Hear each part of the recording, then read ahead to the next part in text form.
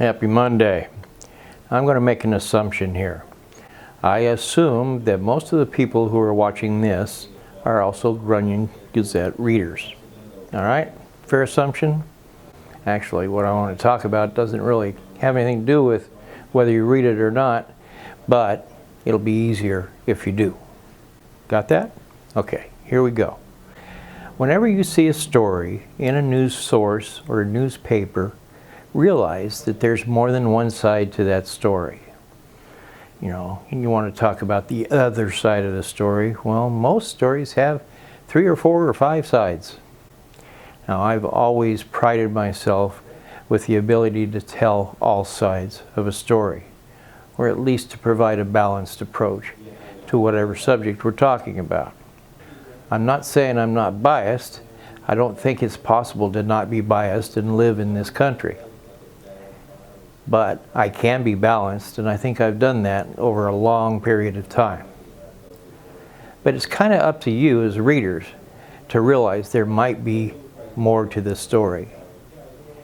This week's Grunion was a pretty good example of that.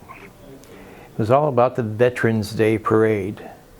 You know, you want to talk about a tempest in a teapot, or is it a teacup? Oh gosh, I can never get that right. Anyway, the Veterans Day Parade. It's been a bit controversial for the last 4 or 5 years now. And in this week's paper, we had a long Another View opinion piece from Jerry Schultz, one of the founders of the parade. We also had a story about how things are all going through the 9th District office now. Now, if you looked at all of that, you might think, boy, Jerry Schultz is right. That campaign committee or that parade committee, boy, they're really getting the shaft. And Richardson's doing it. Well, that's not the case. It's not true. There's another side to that story. There's a city side to the story. There's a Rex Richardson side to the story. And their side of the story says, hey, we've been doing this for a while already. And Rex says, I'm just trying to save the parade. It wasn't working out real well before I got here. Okay? That's his side of the story too. Somewhere in the middle is probably some truth.